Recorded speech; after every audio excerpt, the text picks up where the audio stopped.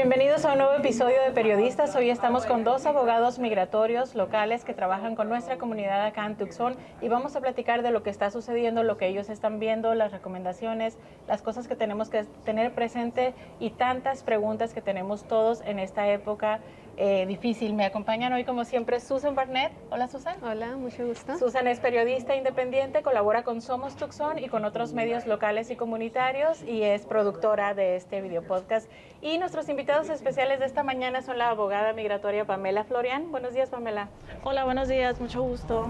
Muchas gracias por estar con nosotros. Y el abogado Luis Campos, también abogado migratorio con amplia experiencia. ¿Qué tal? Mucho gusto. Mucho gusto. Muchísimas gracias, les agradecemos mucho que estén aquí. De hecho, les queremos compartir que estamos hoy en el Café Crisol. Estamos justamente grabando este episodio, aunque ustedes lo vean después, pero el viernes 30 de enero, el día en que está convocado un paro nacional para protestar por la actividad de ICE, especialmente después de los hechos sucedidos en Minnesota, donde personas perdieron la vida, que por cierto no son las únicas personas en el país que han perdido la vida a manos de esta agencia federal, pero estamos aquí en una mañana en la que el dueño de este café, en solidaridad con este movimiento, tiene las ventas cerradas, pero abrió por unas horas para la comunidad ofreciendo un cafecito sin costo y nos brindó también este espacio para grabar este programa. Y queremos empezar por platicarles ¿Qué es lo que ustedes están viendo en este momento? Queremos preguntarles si lo que vemos en redes sociales y lo que oímos, porque hay mucho temor y hay mucho nerviosismo, realmente ustedes en las llamadas que reciben, en la gente que los busca, están viendo un incremento en las paradas, en las detenciones de ICE, y si es así, ¿qué tipo de casos? O sea, ¿dónde están sucediendo las detenciones? Sí, desafortunadamente sí es cierto que hay más detenciones, hay más personas que no tienen crímenes que están siendo detenidas. Creo que hay un poquito de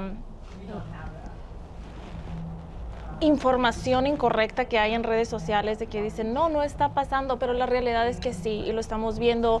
Como abogados de migración lo monitoreamos, hablamos con otros abogados y la verdad es que sí está pasando, desafortunadamente. ¿Y qué tipo de casos están pasando? Bueno, o sea, las llamadas que yo recibo, casi todas las semanas recibo 6, 7, 8 llamadas de personas, de familia de personas detenidas.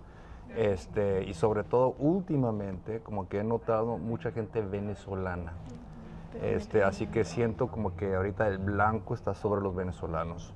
Y pues claro, o sea, digo desafortunadamente porque mucha de esta gente han hecho todo bien. O sea, se presentaron en la frontera, se entregaron, les dieron un papeleo, inclusive muchos tienen permisos de trabajo dados por este gobierno americano. Están en un proceso ante un juez, tienen citas pendientes ante el juez o ante ICE y los agarran y los meten allá a hilos. Sí, yo también quería hablar de eso porque el viernes pasado yo fui la primera en la escena en una parada de tráfico que resultó en la detención de 3 personas venezolanas. Originalmente nomás iban a detener a los 2 hombres, pero luego la esposa de uno de los hombres les preguntó ¿por qué nos paraste? ¿Qué fue la razón de la parada? Él es mi esposo y estamos en el mismo proceso migratorio, ¿por qué te lo llevas a él y no a mí? Y el agente le dijo, ok, ¿quieres ir? Vamos. Y la sacó del carro y la esposó y ahora los 3 están en Eloy Detention Center y los 3 estaban en un proceso migratorio.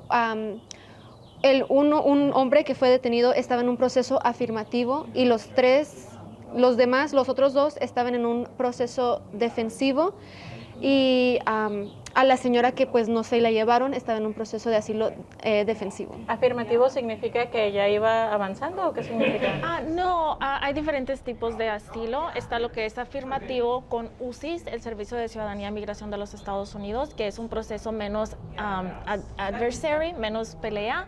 Y está el proceso defensivo, que es cuando las personas se están defendiendo de una deportación activamente en corte. Entonces, ese proceso es más pelea. El hecho de que ellos hayan estado en un proceso que, como dices, se entregaron y estaban haciendo las cosas lo mejor que podían, ¿les va a servir de algo ahora que están detenidos? Probablemente no. En años anteriores diría que sí, pero con este presidente, con este régimen, todo ha cambiado. Entonces, que se aplique la ley correctamente, es decir, mejor digo lo siguiente, toda persona tiene derecho a un debido proceso, ¿sí? Y si uno entabla su solicitud, tiene audiencias pendientes, tiene el derecho de defender su solicitud, ¿verdad? Con pruebas. Estamos hablando de asilo, por ejemplo, es lo que estamos ahora tocando. En ese caso. Tienen el derecho de defender su caso, entregar pruebas, traer testigos ante un juez y, claro, con arrestar a esta gente efectivamente les quitan ese derecho. Ahora, posiblemente tendrán el derecho ya estando detenidos, pero es totalmente diferente. Estar libre, defender tu caso, a cambio estar detenido y tratar de defender tu caso, ¿no?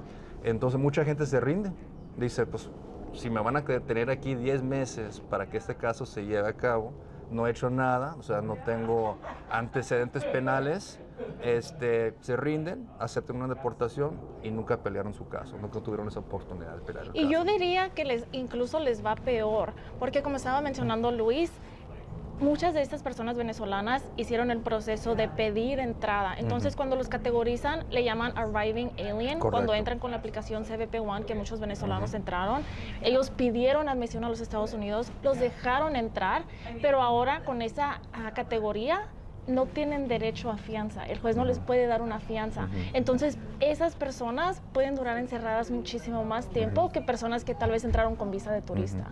Entonces, en vez de ayudarles, les está afectando y por eso yo pienso que están deteniendo a muchos de ellos precisamente porque es más difícil salir. Sí, 100%. Entonces, la campaña, parte de la campaña es cansar a esta gente para que ya se rindan y se vayan. Sí, esta familia en específico no piensan pelear, piensan firmar los órdenes de deportación porque quisieran mejor estar en su país, que aún le da miedo regresar a Venezuela porque estaban en contra del régimen de Maduro, pero quisieran ellos mejor estar con su familia que en un centro de detención. Entonces ahora están en un proceso de espera de ver cuándo van a poder firmar esos órdenes de deportación, y la señora que no la detuvieron está aquí haciendo los arreglos para regresar a Venezuela, mandando todas las cosas.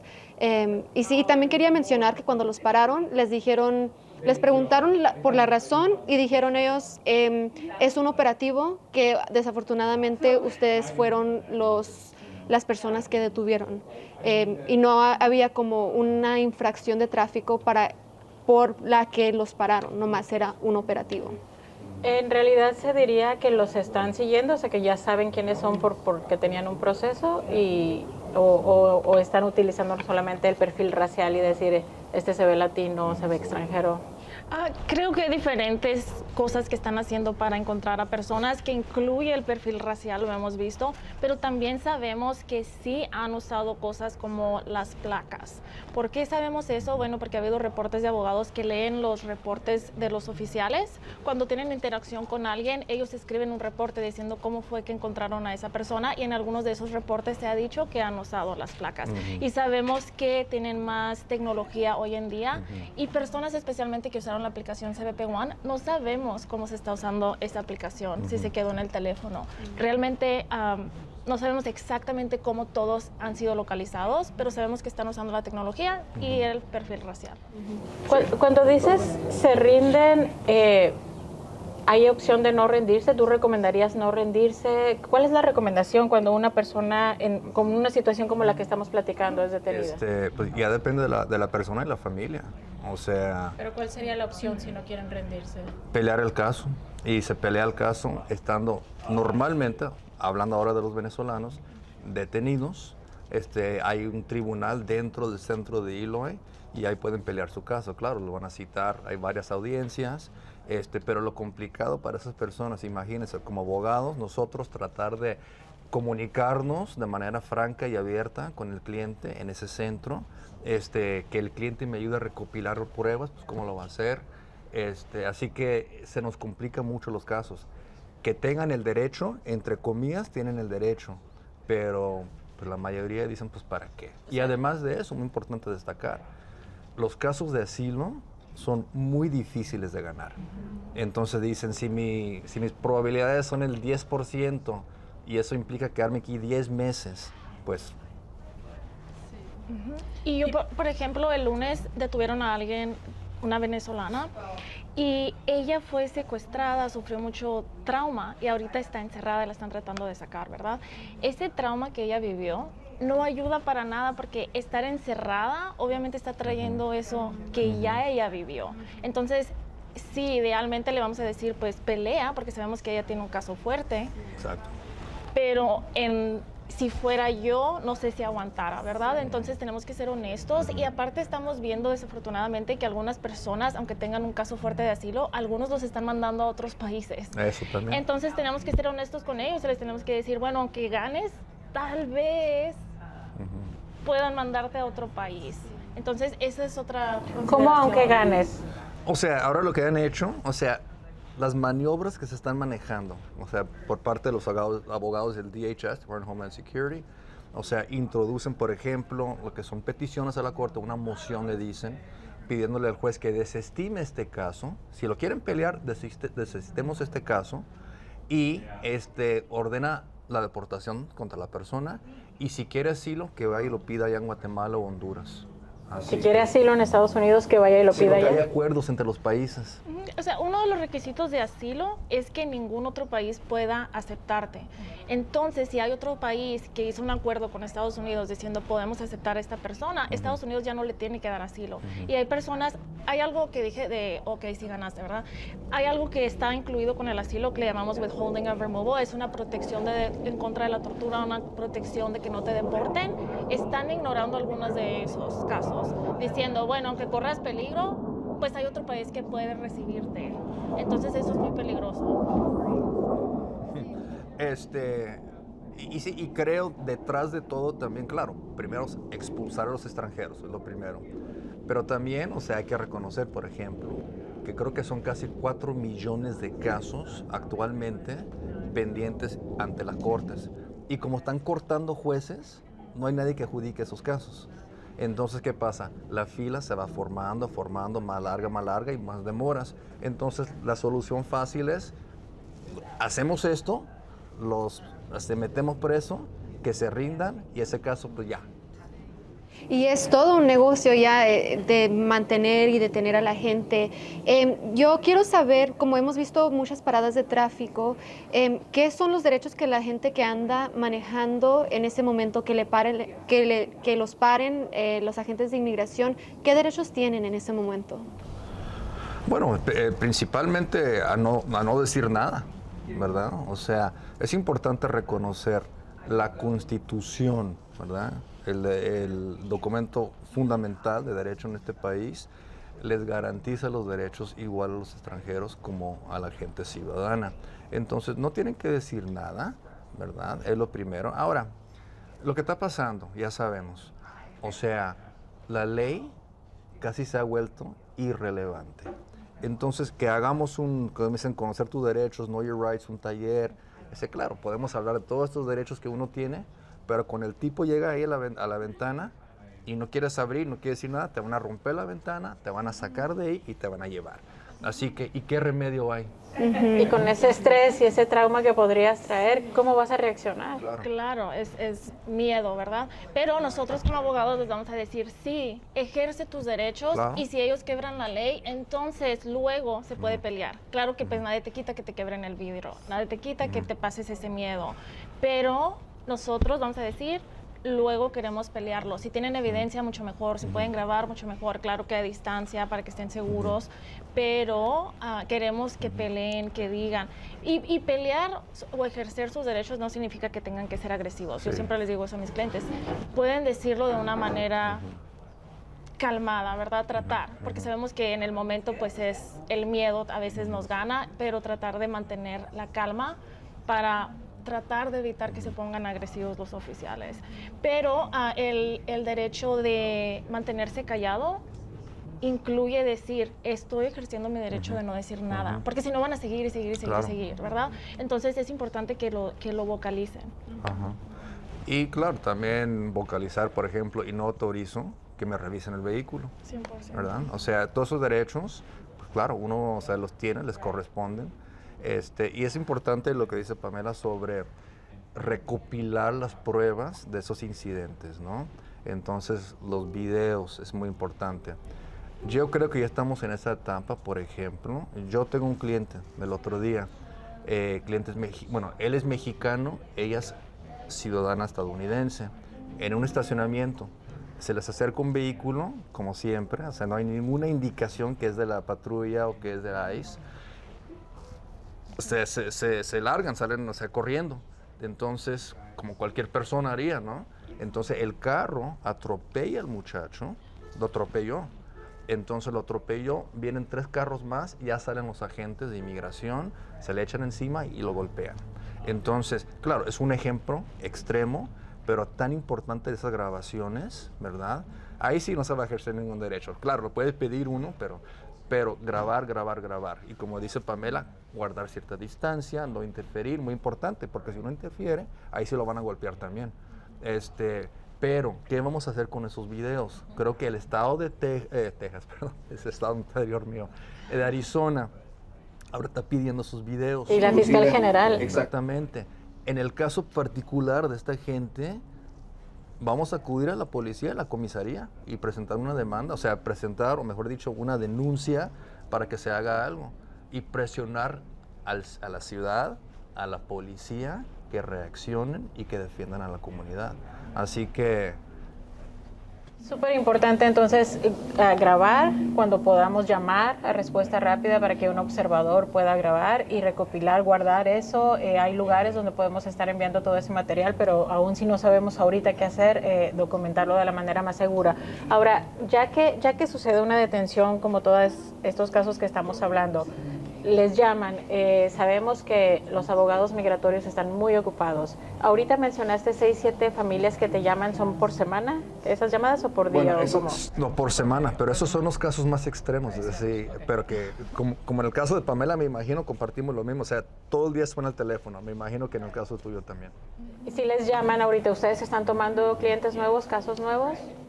Mi oficina no toma casos de detención, pero regularmente nos llaman por casos de detención. Les mandamos una lista de abogados que toman casos de detención, pero no todos los días, pero muy seguido nos llaman para esos Y casos. si una persona todavía no está detenida, pero se está preparando porque sabe que corre riesgo, ¿tomas el caso? ¿Estás en disponibilidad de tomarlo? Sí, y hacemos muchas consultas en las que hablamos de qué hacer si te llegan a parar o cómo prepararte por si llega a haber una detención. O si tienen un caso o no tengan, nos gusta prepararlos para eso y si los llegan a detener, cómo pelear. Pero no hay lista de espera, digamos, si puedes trabajar con clientes nuevos. Trabajamos con clientes nuevos, pero sí estamos bastante ocupados y recomendamos que se comuniquen lo antes posible. Yo hago muchos casos afirmativos, no tantos de detención, y estamos viendo muchas negaciones por el lado afirmativo también, y llegan ya que los negaron y tenemos muchos casos urgentes. ¿Y en el caso de los detenidos? De los detenidos, pues en lo particular, lo personal, ya estoy saturado, la mera verdad. Entonces yo he tratado de colaborar con otros abogados, mando casos con otra gente, pero igual todos están saturados. O sea, es un problema aquí en Tucson, la mera verdad. O sea, no hay abogados suficientes, número 1. Número 2, se está cobrando bastante. Ahora, claro, o sea, hay unos abogados, aquí Pamela, por ejemplo, son muy buenos abogados, y el trabajo es importante, ¿verdad? Y el resultado que seguro Pamela y otros abogados pueden cosechar, pues claro, de mayor importancia para la familia. Pero se ha vuelto complicado, no hay abogados suficientes, y la gente, pues en general, es gente pues, pobre, a pocos recursos, y ¿qué le puedo decir? O sea, terminan detenidos, muchos de ellos terminan deportados. Ahora, volviendo al contexto de las detenciones, hay un mecanismo que le llaman habeas corpus en inglés, ¿verdad? En latín, habeas corpus, para que suelten a la persona, suelten el cuerpo, efectivamente, en el latín. Y si hay pocos abogados migratorios que manejamos casos, hay menos que manejan lo que es el habeas. Porque antes no era necesario. No era. Esto es algo que se hacía en las cortes criminales y ahora como muchas personas no las están dejando salir, hemos tenido que recurrir a habeas para que puedan salir. Entonces hay muy pocos abogados que saben hacer esos casos. Ahorita incluso hay muchos entrenamientos para que más y más abogados sepan hacer esos casos. Sí, esos casos, como decía Pamela, era realmente algo de los penalistas, de la gente que maneja litigio en las cortes federales, no era lo nuestro. y ahora pues nos obligan a que aprendamos sobre este mecanismo para liberar a la gente. Y estos otros abogados, los de litigio, los penalistas, los defensores, igual, o sea, no que no merezcan lo que cobran, pero sí se cobra fuerte el trámite. Ahora, perdón, adelante.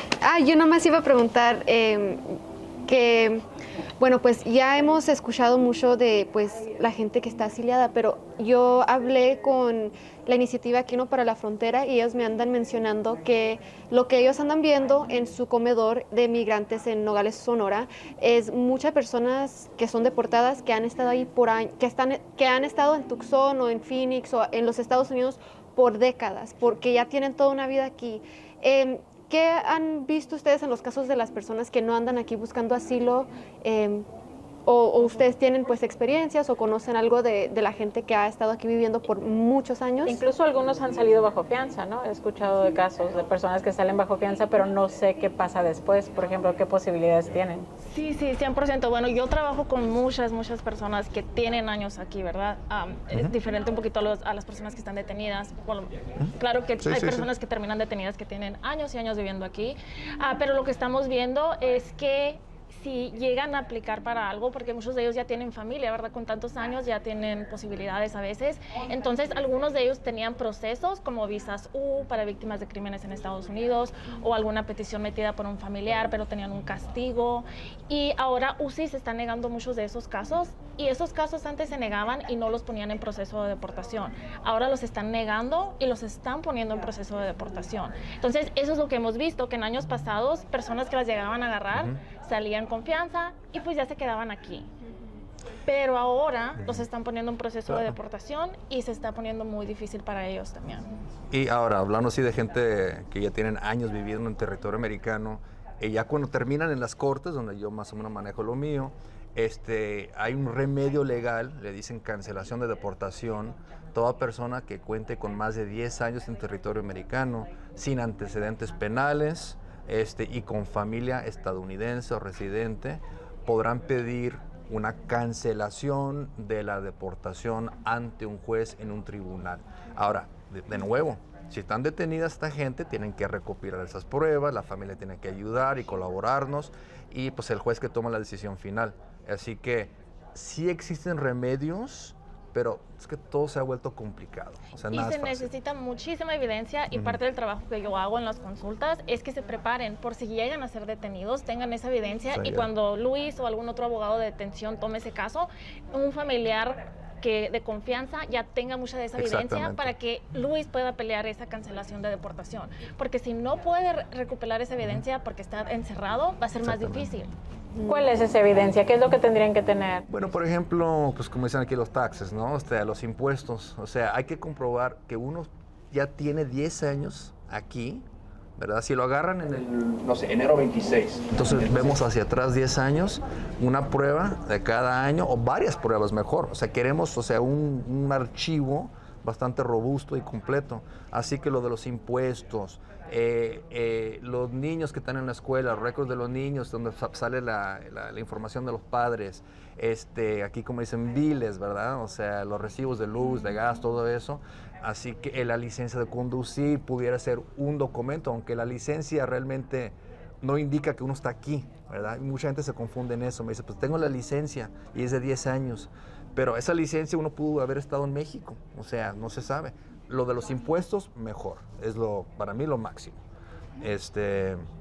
Y nos podemos poner creativos cuando trabajamos en conjunto para ver, ok, esto en tu caso, como no, tal vez no tienes un contrato de renta porque estabas viviendo con un familiar, tal vez podemos buscar otra evidencia, entonces nos ponemos creativos. Pero aparte de eso, que es súper importante, es como lo más importante, a mí me gusta que tengan evidencia de que son buenas personas. Sí, también. De que tal vez son las que van a la escuela por sus hijos, si sus hijos tienen necesidades médicas, todo eso es súper importante. Y no solo ayuda para que lleguen a ganar un caso de cancelación de deportación, sino también para que los dejen salir con fianza y una fianza más económica, más barata.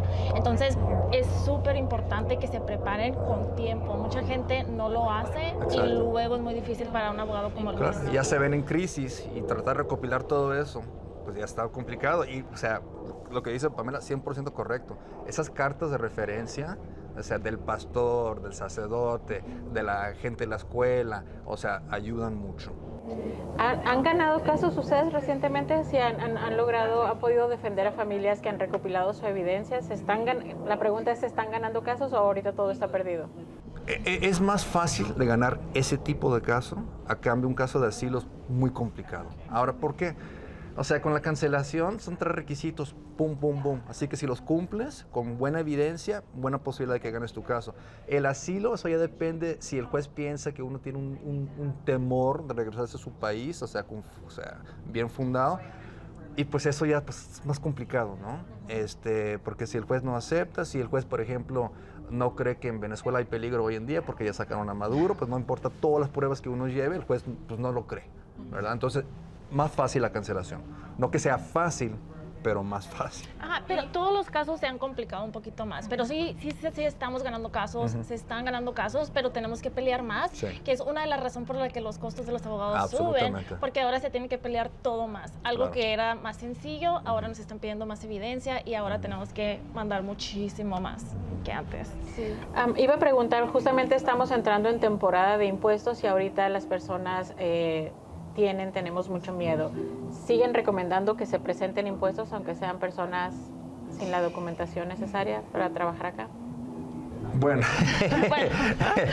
a ver, un par de comentarios, yo creo que Pamela puede agregar algo también. Primero, no usar seguro falso. Okay, eso sí ya es un delito mayor, ¿sí? Entonces, es lo primero. Mucha gente que llegaron aquí hace años tienen seguros, se entregaron un seguro o tienen, le dicen el ITIN, ¿verdad? El número para hacer impuestos. Entonces, esos impuestos pueden ayudar en estos trámites. Así que sin los impuestos, porque también, y es una situación casi imposible, porque si haces los impuestos, ¿verdad? ¿Qué si comparte? La tesorería, o sea, el IRS con DHS, y se ha hablado de eso. Que están muy amiguitos. Se ha hablado de eso. Entonces, hay peligro. Ahora, si uno no hace los impuestos y hace una solicitud, le van a decir, usted no es una persona de buena conducta, usted no hace sus impuestos. Entonces, hay peligro de una u otra manera. Es un riesgo muy grande. Y una pregunta similar con la ciudadanía. Hay gente que ya reúne los requisitos, pero que tiene miedo de hacerse ciudadano, pero al mismo tiempo están escuchando que lo mejor que podrías hacer ahorita es hacerte ciudadano. Pero yo he escuchado, hay gente que me ha dicho, ¿qué piensas? ¿Lo hago o no lo hago? Me espero. Bueno, definitivamente voy a contestar eso porque yo hago muchos de esos casos, pero en cuestión de lo de los taxes también quería agregar algo. Hay que tener mucho cuidado porque a veces las personas que llenan impuestos te dicen, pon estas otras personas para que agarres más dinero, o pon que eres soltero para que no pongas que tienes un familiar que no tiene documentos, y luego eso te puede perjudicar en tu proceso de migración porque ya no eres como una persona confiable. Y el año pasado salió un caso, básicamente una ley, que dice que lo pueden usar en tu contra aunque te haya dado esa asesoría a un preparador de impuestos. Sigue siendo tu culpa. Entonces, es muy peligroso y hay que tener mucho cuidado. Y si ya están haciendo sus impuestos y ahora dicen, tengo un número ITIN, pero ahora no los quiero hacer, es mejor hacerlos, ya estás en el sistema, hay que hacerlos. Correcto. En cuestión de la ciudadanía, sí, yo siempre le voy a recomendar a las personas que sean ciudadanas, pero me gusta que vayan con un abogado, no tienen que ir conmigo, pero nos gusta ver si hubo algo en el pasado, si hubo algo que les afectó, alguna mentira, porque ahorita están tratando de quitar ciudadanías y han tratado también de quitar residencias. Y muchas personas a veces cometen errores por desinformación, o no sé si es la palabra correcta en español, pero básicamente les dicen, echa mentiras, di que nunca trabajaste, di que esto, di que el otro, y luego mintieron a la hora de hacer su residencia. Y ahora en la ciudadanía hay una pregunta que dice, ¿alguna vez has mentido? Antes la pregunta era, ¿alguna vez has mentido para obtener un beneficio migratorio? Ahora la pregunta la expandieron. Entonces ahora es más peligroso. Claro. Por cosas que les dijeron los amigos, los vecinos. Cuando a veces me ha tocado ver que les dicen cosas que se perdonan automáticamente y echaron mentiras sin necesidad. Sin saber. Y es como, ahora te pones en peligro por algo que no había necesidad. Entonces, si van a aplicar para la ciudadanía, consulten con un abogado porque no los queremos poner en peligro. También, por ejemplo, si tienen cualquier récord, crimen, aunque deban un ticket, ahorita han detenido a personas que tienen órdenes de arresto por un ticket, aunque sean en otros estados, hay que tener cuidado. Es peligroso. Es good moral character, ¿no? O sea, para el naturalization. Así es, ¿no? Good moral character. Entonces, cualquier pretexto ¿verdad? Para decir, esta persona no es o sea, de buena conducta. Mintió, como dice Pamela, en esta solicitud hace 6 años atrás. Aquí le negamos la ciudadanía y tal vez le revocamos hasta la residencia porque supuestamente mintió en la solicitud anterior. Así que ahora cualquier pretexto, o sea, para hacer la vida complicada a los solicitantes. Sí, y no es como que te van a quitar la residencia inmediatamente, pero van a intentarlo. Un proceso. Entonces pueden empezar un proceso en tu contra. Entonces algo que era para mejorar, ¿verdad? O vas a tener más seguridad, ahora te ponen en ¿Se han peligro. estado viendo más casos de revocación de residencia permanente? Yo en lo personal no sé si. Hemos estado viendo más, como apenas tiene poquito que lo Sí. anunciaron, pues todavía no vemos una cantidad muy grande, ¿verdad? Pero sí hemos visto que están cuestionando más cosas de personas que, por ejemplo, residentes condicionales que ya los habían aprobado, ahora les están haciendo preguntas que no les hicieron antes. Para la ciudadanía también estamos viendo que están haciendo más preguntas. Entonces, sí estamos viendo como una indicación de que van para allá, ¿verdad? Entonces, tenemos que tener mucho cuidado para que no se pongan en peligro. Pero de nuevo, como apenas lo acaban de introducir hace poco, todavía no vemos el efecto Sí. tan grande, pero hay que Totalmente tener de cuidado. acuerdo. Y esto de, o sea, ser estrictos, pero de una manera tan exagerada. Por ejemplo, hace poco me llamó una señora, que la mamá le había negado la residencia. Ahora, ¿por qué se la negaron? Y eso fue en UCIS, fue una entrevista en UCIS, esto no fue en los tribunales. La señora tiene 81 años, ¿ok? Y se confundió con unas fechas. Y la hija que estaba presente le decía a la gente, al oficial, está confundida, por favor, pregúnteselo de otra manera. La mandaron a callar a la hija y le negaron la solicitud a la señora porque hubo una contradicción de datos e información, ¿verdad? Y se lo negaron el caso y mandaron ese caso a un tribunal, ¿verdad? Porque ya le negaron la residencia. O sea, es una persona indocumentada, entonces mandan el caso al tribunal para que se inicie un proceso de deportación. Y eso le pasó a mi nana, de hecho, hace como 10 años le pasó eso a mi nana, en donde en la entrevista dijo algo que no coordinaba con los datos que tenían, y por eso pues le dieron como una orden de deportación, pero igual no la deportaron. Ella se fue por su propia decisión. Mi mamá tiene su carta de residencia y ella viaja mucho de Tucson y Nogales. ¿Qué tienen algún consejo a la gente que es residente permanente y anda viajando mucho entre las dos? ¿Hay peligro allí o cómo es la situación? Los residentes por ley tienen que traer su tarjeta. Eso sí. Period. Entonces, siempre, por ley. Entonces, hay personas que a veces no la quieren traer porque se puede perder, etcétera. Lo entendemos. Tienen que tomar una copia, escanearlo, tener versión digital, pero tienen que cargarla porque si no les pueden poner cargos. Entonces, tienen que cargarla. En cuestión de viajar, pues tienen el derecho de viajar. Pero pues sí hemos visto que ha habido como que un incremento en cuestionar a las personas. Entonces hay que estar preparados para eso, pero técnicamente pueden viajar. Y no para cambiarte de tema, pero es importante lo de Pamela, eso de prepararse uno, ¿no? Eso de sacar las fotocopias, por ejemplo, guardar esas copias, que alguien de confianza sepa dónde están esas copias, ¿verdad? Pero además de eso, por ejemplo, yo ahora le insisto a la gente, por el peligro que existe para toda persona extranjera, sobre todo indocumentada, como los venezolanos, como empezamos la conversación. Eso de, por ejemplo, tener un poder notarial, ¿verdad? Porque si agarran a los padres y los muchachos que están en la escuela, ¿quién se hace cargo legalmente? Entonces, empezar a ver todos estos otros temas, como los poderes, como los documentos importantes, dónde se guardan, quién tiene acceso, quiénes son las personas de confianza que pueden ayudar en ese tipo de casos. Y de preferencia tener un abogado, porque si ya estás detenido es muy probable que no tengan ustedes capacidad para atenderlos rápido y en ese tiempo los deportan, ¿no?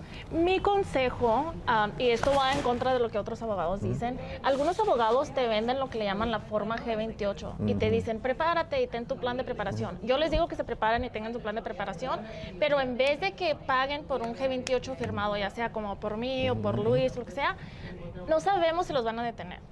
No sabemos si nos vamos a morir. No sabemos. Entonces van a pagar por algo que no se sabe, no tiene sentido. Tal vez está tan ocupado que no puede tomar el caso. Pero sí es importante tener un G-28 firmado. El G-28 es la forma que le dice a una agencia que un abogado está representando a alguien. Entonces, cuando una persona está detenida y tienes que ir a agarrar esa firma al centro de detención, es muy difícil. Pero si tú ya tienes un G-28 firmado por la persona, vas y rápido contratas, la llamas a Luis, y Luis te dice, sí, yo voy a ir, yo voy a representar a esta persona. Él ya nada más lo firma y les manda el G-28 diciéndoles, yo soy el abogado de esta persona. Y ya no batalla él en tener que ir a visitar nada más para la firma, en que en ese tiempo deporten a la persona. Es más seguro y no ocupan gastar dinero innecesario. Totalmente de acuerdo, es parte de ese plan de preparación, ¿no? Y esa G-28 es una forma, una planilla bien sencilla, la encuentra uno en línea, uscis.gov, y ahí va, uno fácil se ubica, ¿verdad? Y se imprime, como dice Pamela, ahí incluye los datos de uno, los personales, y la firma de la persona interesada, que se guarde ahí con los otros documentos. Si algo pasa, alguien que tenga acceso a esos documentos se lo pasa al abogado, como dice Pamela, ya firmamos y ya podemos gestionar. Estamos a punto ya de terminar y creo que es muy buena manera de terminar con esas recomendaciones, de estar preparados, pero no puedo dejar de hacer esta otra pregunta que traigo en mi cabeza, que es un poquito, que nos saca un poquito del tema de la preparación. ¿Existen realmente los cazarrecompensas, las otras personas que están deteniendo personas para irlas a entregar al ICE o no?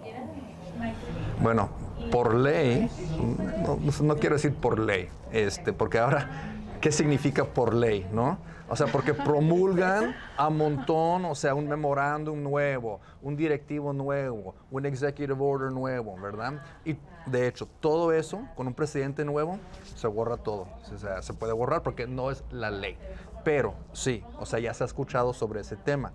Yo no lo puedo verificar, pero como la gente que están llegando, y así como el caso que les expliqué, ¿verdad? Que no tiene ningún informe ni nada, pues yo no sé quiénes son. Así que exista eso, es posible. Yo diría que es probable. Así que, no sé, Pamela, si has tenido una experiencia. 100% de acuerdo, no lo podemos verificar, pero probablemente. Normalmente cuando un agente de ICE te detiene, ¿qué hace? ¿Cuál es el proceso? ¿Te lleva, si te detiene aquí en Tucson, te lleva a las instalaciones de ICE en Tucson? Normalmente hay un centro para procesar a esa gente local y luego eventualmente terminan en Eloy o en Florence. Ahora, un tema que no platicamos es cuando terminan en Florence, seguramente también les han puesto un cargo federal penal, el reingreso al país después de una deportación. Así que empiezan aquí en Tucson, los procesan y luego Florence o Eloy y pues ya empieza el proceso de deportación o de una expulsión más rápida. Así que sí, aquí empieza. Cuando son enviados a Florence, ¿es que hay un cargo penal federal normalmente? O sea, no siempre, porque en Florence también existen centros 100% migratorios, pero los casos que yo he visto, hay un centro penal, ¿verdad? Y entonces comienzan con lo penal, los traen a Tucson, ¿verdad? A la Corte Federal de Tucson, donde se le pone el cargo, ahí se declaran culpables o no culpables, ahí se resuelve lo penal y luego los pasan a las autoridades migratorias y ya los pasan a Eloy para lo migratorio, la deportación. Y ese es el proceso regular, no sabemos lo que está pasando. Exacto. También. Me tocó ver en el 2018, 2017, cuando estuvo esta administración, que tenían, yo trabajaba con niños no acompañados, los tenían en hoteles. Algunos ni siquiera los procesaban. Entonces, ahorita como están comprando edificios y tienen lugares temporales, como no caben en los centros de detenciones, no sabemos si los están poniendo en centros temporales, en hoteles, cosas así, que no es el proceso regular. Totalmente. Y a veces se siente como que los están escondiendo para que los abogados no los encuentren y la familia no los encuentre. Híjole, quedan muchísimas preguntas más, pero ya el tiempo se nos acaba. Vamos a proporcionarles los datos. ¿Dónde los pueden localizar a ustedes? Bueno, yo, Luis Campos, doy mi correo electrónico. Por favor. Ok, es camposlex, ¿verdad? @me.com. Bueno, y a nosotros nos pueden encontrar en Google, en Facebook y aparecemos como Acceso a Immigration Law y mi nombre es abogada Pamela Florian. De acuerdo. Pues muchísimas gracias. Ya saben que prepararnos lo mejor posible es lo mejor que podemos hacer. Susan, lo que hizo Susan, que venía simplemente manejando, vio cómo detuvieron un carro, se paró, documentó, preguntó el nombre de las personas, obtuvo la mayor información posible. Yo creo, Susan, que eso es de lo mejorcito que podemos hacer ahora, ¿no? Sí, sí, y observar y seguir las reglas también que la Attorney General ha dicho muchas veces que si interfieres en algo de inmigración o de policía, te va a persecutar hasta perjudicar al full extent of the law. O sea, el Attorney General que ha pedido esos videos, en línea encuentran cómo subir esos videos al Estado. Vamos a ponerles en pantalla cómo se puede, y en la descripción de este video podcast, cómo se puede enviar toda esa evidencia a la Fiscal General de Arizona y además guardarla, porque no sabemos si después va a haber demandas colectivas, otros procesos. Entonces, bueno, a seguirnos cuidando y sobre todo a seguirnos manteniendo informados de fuentes confiables. Sabemos varios medios que estamos publicando en español, no solamente Somos Tucson, también Calo News, también Arizona Luminaria, varios periodistas independientes colaborando con diferentes medios y abogados migratorios que están accesibles a nuestra comunidad. Así es que les deseamos pues eso, cuidarse, mantenerse informados y participar de una manera segura en la comunidad. Muchísimas gracias por su tiempo y nos vemos a la próxima en el siguiente episodio de Periodistas, un video podcast de Somos Tucson. Gracias.